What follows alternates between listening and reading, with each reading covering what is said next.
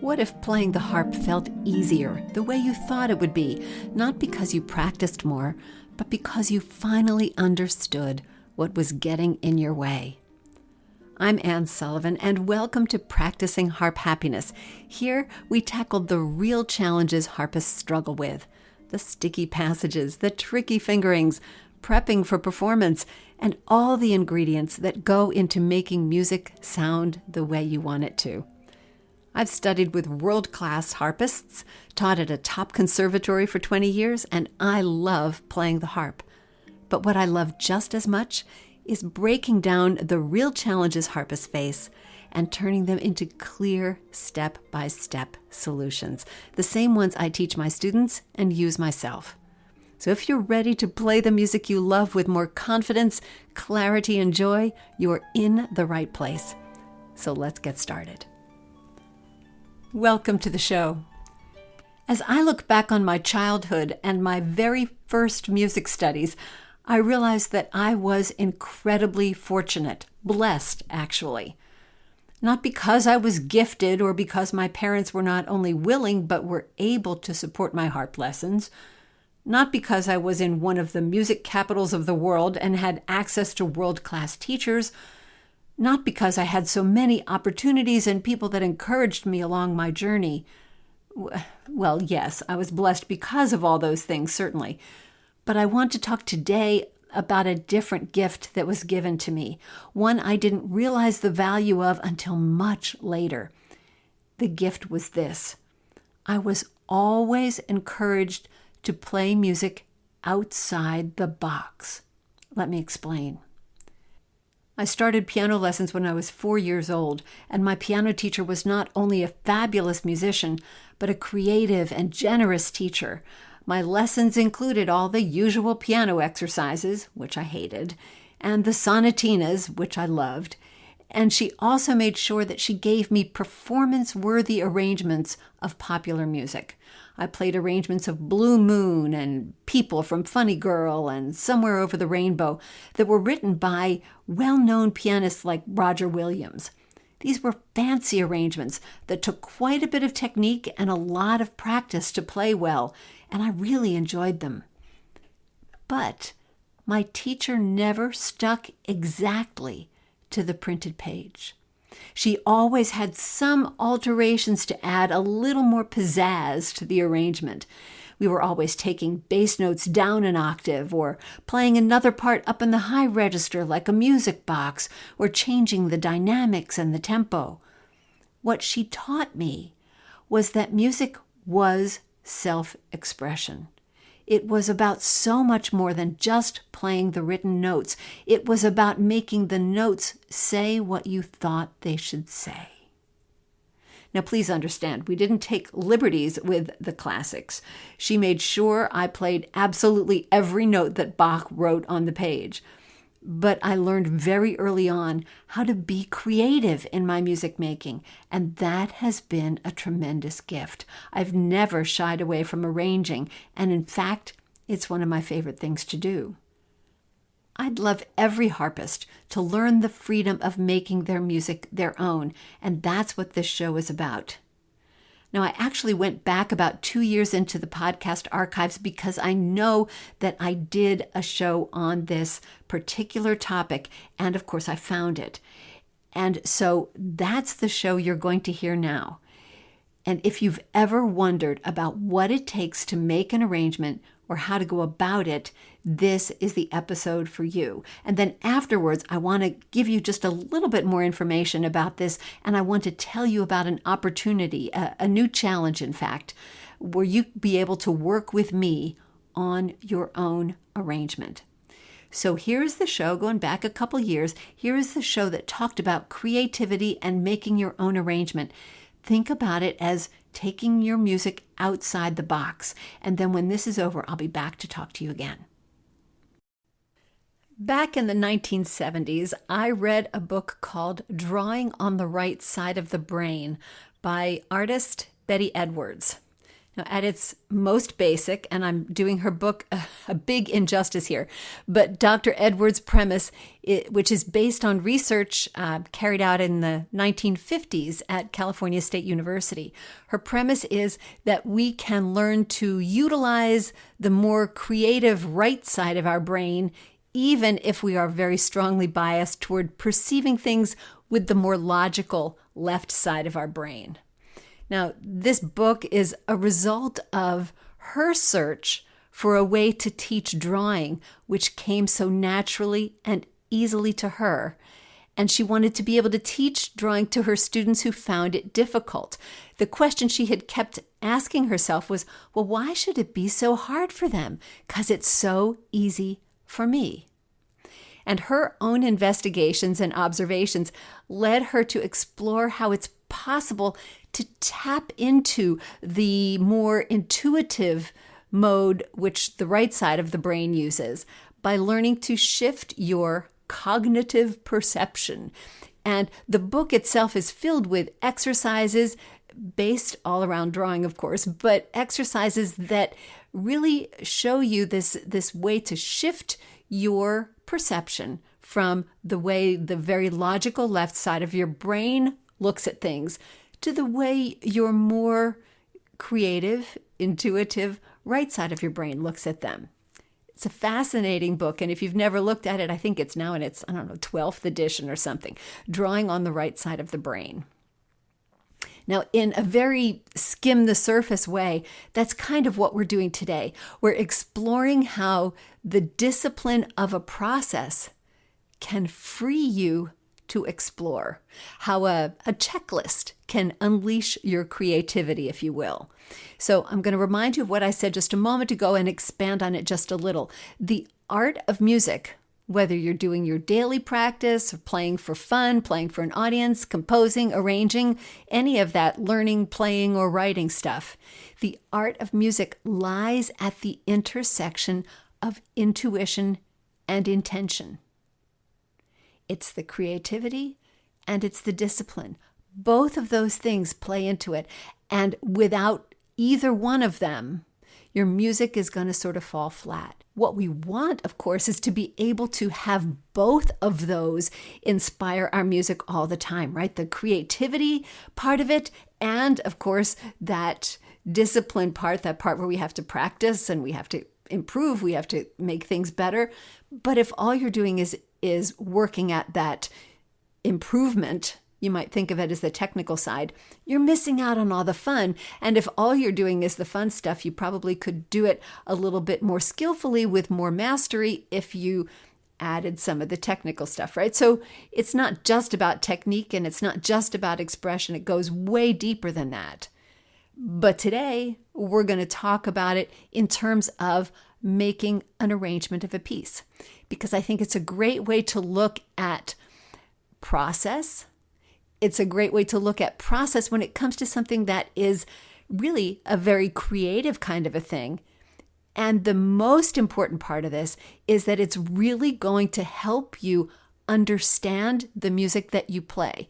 Even if you never really thought about creating an arrangement, just going through this process is going to help you really get a much more inside, back behind the curtain kind of view of what is in a piece of music, which is going to help you learn it faster and play it better. So this is a win across the board.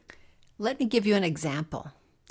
Years ago, I used to do a lot of embroidery. I did crewel, I did cross stitch, and I would use patterns and, buy all my different color yarns. And the patterns told you what colors to use and where. I know many of you are more familiar with this than I am, but it's been a long time. But the thing is that sometimes you just had a couple strands of one color of yarn that you were going to use. And those few strands created just a hint of a shadow in one little place in the design. Just those few stitches created, in essence, a whole, three-dimensional look to an object, right? I was fascinated by this because it hadn't really occurred to me. I'm not a visual person in that way. And it hadn't occurred to me until I was paying attention in the embroidery that, oh, that's how that shadow is created. If I were somebody with a painter's eye, for instance, I would be looking at that and seeing that change of color that was part of that shadow. But I didn't see that without the stitches there. Once somebody, said, okay, well, you want 3 stitches of that other color here because that's going to lead you into the shadow. It was just sort of like, oh, this is an aha moment. I learned a little bit about how a painting, a work of art is created just by how that color was used in the embroidery. Creating an arrangement, looking at an arrangement, the way we're going to look at it today, is going to help in the very same way. It's going to help you look at a piece differently. You'll see things that you didn't see before. It's that, as I said, that glimpse behind the curtain. So that's where we're going, and we're going to start by talking about the most basic part of any arrangement. We're talking about the foundation. The foundation is the actual piece itself. It's the most basic ingredients that go into any piece of music. It's the melody, it's the harmony, it's the rhythm, probably in that order, but that's okay. It's what makes the piece that piece: melody, harmony, rhythm. Now you can tweak these in your own arrangement, of course, either maybe because you need to for a lever or pedal kind of consideration, or because you want to. You can decide how far afield you want to go. But in essence, if you don't retain enough of the original melody and a little bit of the original harmony and the rhythm, it's not going to sound like that piece anymore. This is kind of like baking a cake where you start with the cake. You can make a very fancy cake. It can have lots of layers. It can have icing. It can have jimmies on the top and all kinds of stuff. But it's got to have the cake. And we can start with a very plain cake, just the melody, the harmony, and the rhythm. That's where you can start. But you've got to start there, because if you don't have that, you don't have the piece, right? You just don't have that. So one easy way to do this is to find a very easy, maybe a very simple piano arrangement of it. If you don't have a simple harp arrangement of it that you want to embellish, that's okay too. But start with something very simple that you can see those basic ingredients, that basic, probably right-hand melody, probably left-hand accompaniment, where you can see the chords that are there and you can see the basic rhythm. If you can discern that for yourself and you don't need another, a written version of the piece, that's great. But finding a very simple one where all those other things are taken aside, that gives you sort of a clean slate to work with. And that gives you that foundation. So that's where you're going to start. Now, we're going to make some decisions about our cake. In the original recipe, if you want to look at it that way, the cake has one particular flavor. I'm thinking about my Aunt Floss's pound cake. She liked her pound cake very, very plain. Other people like pound cake with more of a vanilla flavor or more of a lemon flavor or more of an almond flavor. So it's still the cake, but it has a particular flavoring that gives it its essence. Now, in a piece of music, those ingredients, the melody, the harmony, the rhythm, are usually arranged into a structure. And that's sort of where we are now. We're looking at the structure of the piece. This would be the sections. You might look at it in terms of verses or choruses, maybe an introduction, maybe a coda at the end. Maybe there are sections that repeat. It depends on how the piece is arranged, but it generally comes in those particular sections, things you can identify. Oh, look, this part comes back. You can find those, look for those sections, those structures. That's the essential nature of the piece. And now you can change this. This can be part of the choice that you make in an arrangement. You can say, all right, well, you know what? I don't know that I want to have a verse and then another verse and then the chorus. I might just want to do one verse and then the chorus. I mean, you've probably heard a version of a song or a hymn or another piece that starts with a different kind of introduction, or maybe it even starts with the chorus and then goes to the verse, right? This is an arranger's choice. So it's like, oh yeah, it could be lemon, it could be almond, it could be vanilla, but it's still the cake. So we're going to take those parts of this structure. We're going to take the verses, take the sections that repeat, the A sections, the B sections, whatever it is, and either leave them in the original order, nothing wrong with that, or if we feel like it, change it around a little bit. You can do that too. Now, I admit, so far, this is more like system than creativity. We started with some bare bones, and then, okay, we looked at whether or not we wanted to keep those bare bones in exactly the same order or maybe mix it up a little bit. We haven't gotten extremely creative yet. And if you're an expert arranger, those are steps you probably don't even think about very much anymore. You cut right to the chase here.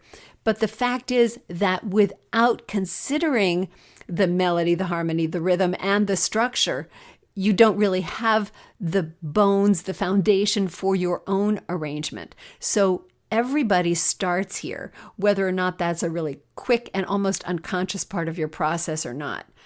But now we do get to the good stuff. We're going to color in the lines here. We've got the outline for our arrangement, and we're going to start just making it a little bit more special. So we're going to start putting in the fun stuff. We're going to not get too carried away at first, but right now we want it to be more than, okay, a melody line and a harmony line. All right, great. We want it to be filled in a little bit. So we're going to be filling in the left hand and the right hand using chords, patterns, extra notes to add richness where you want it. Now, there are a couple of considerations here. First of all, realize that what you're really doing is just creating the texture of the piece now. You're not getting all fancy yet. We're just sort of adding in the notes that make it sound more like a piece of music than just the big note, very easy version of a piece of music, right? We want it to sound like something you would play. So this is what I want you to do. I want you to look at pieces that you like to play, pieces that you play often. Go back to those pieces that you play and see what's there. See what the left hand does. Take a look at options and say, oh, okay, look, this is a left hand pattern that I've played in this piece and I really like it and I bet it would sound right in this kind of a piece. Or, oh, look, here are how to add some extra right-hand notes. And I remember that in this piece, I used a whole bunch of these 3-note chords, or I used the right-hand melody in sixths there, and I played a whole lot of sixths. Or I did this, or, look at the pieces you already play. And this is for a couple of reasons. One is it's going to give you some choices to choose from, right? If you're not used to just pulling music and notes out of thin air, as it were, the easiest thing to do is to look at pieces that you've already played and get your ideas from there. That's not stealing. You can call it benchmarking, if you will. But the fact is that for a more experienced arranger who's pulling those ideas out of thin air, they're not out of thin air either. They're from their own experience. This is using your own experience to inform your set of options for this particular arrangement. So go back and look at what you've played. Find what you like to play and bring that over to your new arrangement. This has a couple big advantages. Not only do you have those choices written down, but you know that since this is in a piece that you can play, you know how to play that already. It's going to be within your ability. An interesting fact is that many of us who arrange pieces, and I include myself in this group, arrange them to be too hard. We hear possibilities and we think they'd be great and we write them down, and then we discover later that, gosh, I know I wrote this down, but I have to practice it. It's really hard. And at that point, we may decide that it's worth simplifying things just a little bit and going back to the drawing board and erasing some of the complexity that we put in. And that's great. But when you're choosing from pieces that you know you can play, you're probably choosing things that you can play. So not bad. So this gives you those kinds of choices that you can add, ways you can add extra notes. But remember, you also get to make artistic choices. That's part of what this is. We're not just taking notes and sticking them in. You can decide in terms of what you want the music to sound like. Consider the mood of the piece, what you want from this piece. Do you want it to sound dreamy and reflective? Do you want it to sound energetic? Think about how the notes that you choose and the patterns that you choose are going to help with your interpretation of that piece. If the piece is dreamy and reflective, maybe you want more arpeggiated things. Maybe you want something more legato. Maybe you don't want as many notes because you want it to sound very simple and peaceful. On the other hand, if your piece is fast and energetic, you probably don't want to put too many notes in there because you're going to make it harder to play, for one thing, but you may very well obscure the melody or the harmony, and you want some extra clarity there. So think about what you want the piece to sound like. Those are your artistic choices. And then bring over some of the things that you know you can play, some of those ideas from pieces you have played before, and bring those to help you color in those lines. So does that make sense? We've got the foundation, we've got the structure, and now we've colored it all in. And by this point, you should have a piece that sounds pretty good. It sounds like a piece you could play. Sounds like the original piece, but maybe with a couple little tweaks. Maybe you've rearranged some of those sections, and you've certainly harpified it. You've gotten it to a point that, where it's a piece that you want to play that fits in your fingers. And now we get to the last stage. We get to add what I call the harp bling. Simply, the harp bling is the fun stuff. It's the special effects. It's the glissandos or the harmonics. It's all those different sounds that we harpists can do, things that make harp music sound special, things that are different from something a piano could do, for instance. We can do glissandos, harmonics, we can play near the soundboard, we can play with our fingernails, we can tap on the soundboard. There are so many different sounds that we could make. Salzato's book, Modern Study of the Harp, has a glossary of sounds that he used. Bernard Andres, his notation is filled with even more sounds like the sans pince, the pinched sounds, right? The harp has such a rich variety of sounds, effects that we can make. Use them to add atmosphere to your arrangement. Make your glissandos ethereal if that's what you want. Make them dramatic if that's what your piece needs. Use these. You don't have to use a lot of them. Right? They're like accessories. We don't want to over-accessorize. You can use them sparingly, but use them to make your piece special. Special to the harp, special to you.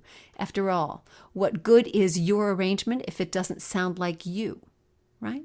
These are the choices that you get to make with your arrangement.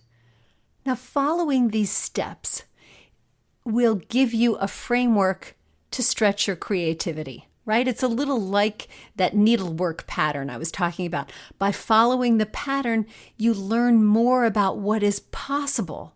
And so you feel freer to experiment and make your own choices. But it's not only a creativity framework, it's also a learning framework because it's going to help increase your awareness of musical structure and patterns, which of course will help you learn your music faster and see these in any other piece that you start to learn. So it's truly a very powerful framework, whether you're being intuitive or intentional or both. Now, one last thing. You might have realize that I have ignored a really important element here. If you're going to be making your own arrangement, you have to figure out how to write it down. There are plenty of music writing programs around, and you can just quickly Google them and see which one works for you. There are a few that are pretty complicated, but some of the easier and less expensive ones are Notion, like an idea, Notion, Muse Score, and Note Flight. They are pretty easy and pretty inexpensive. Dorico, Dorico, Dorico is more fully featured and only a little bit more expensive. Something like Sibelius, it's very full featured and it is pretty expensive, and it comes with a really steep learning curve. If you've never done this before, do one of the easier ones. Muse Score is pretty easy to use, so is Notion. So try those. But I would urge you to try handwriting your music, because this is really the best way to learn how music looks and why it looks right or why it looks wrong. Think about how when we learn language, we learn to read it and write it. Those two skills go together. Music language works the same. So get yourself some manuscript paper. You can download free manuscript paper. Just look anywhere online and try writing your own music. It's an education in itself, and one that is very helpful, even if it does have a slightly steep learning curve of its own. So that was the podcast episode that I recorded nearly 2 years ago. It's episode 171, so it's quite a while back because this is episode 267. So it was a while ago. The point of that episode was to sort of give you a look at what the arranging process was like. But I do realize that thinking about arranging is very different from doing it, and just getting over that first hump and beginning to arrange might seem like something that is still a mountain for you, and something maybe you would like to try, but you don't think you're quite ready for it. And so I was thinking that as we're coming up to July, and as we like to start our Christmas music in July, we almost always have some kind of Christmas in July event here at Harp Mastery. I thought this year, our Christmas in July would be about arranging, about making your own arrangement of a Christmas carol. And which Christmas carol is yet to be decided, because we're going to have a poll and you'll have a few different Christmas carols to choose between, and we'll vote for the top 3, and it'll be a lot of fun. But what we're going to do is in the middle of July, we're going to have a 3-day challenge, and we're going to work with the Christmas carol of your choice from the set that we pick, and you're going to arrange it. We'll start with the framework, we'll put in the structure, we'll go all the way to the fancy stuff, and we'll do it in the course of 1 week, just 3 calls. We'll get it, and by the time we finish the challenge, you'll have enough that you can polish it on your own, and you've got plenty of time to get it ready for December. And just imagine what it will be like for perhaps the very first time. For Christmas, you'll have an arrangement that is yours, exactly the way you want it to be. You'll be able to play it because you will have written it. So it's going to be really, really special. And I want to help you with this. I want to make sure you know how to do it.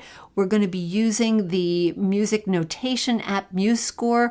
We're going to have a pre-challenge call where I make sure you've got MuseScore and you know how to use it and you're all ready and set, so that by the time the challenge starts, you'll be up and running and we can get all this done. So I'm really excited about this. I think it's going to be a ton of fun. And I'm going to put the link in the show notes for this episode so that you can register. We're calling it Compose for Christmas, but it's all about your music. It's about taking that Christmas carol and making it yours. I can't think of a more fun thing to have when it comes to this Christmas season. It's going to be the best one ever.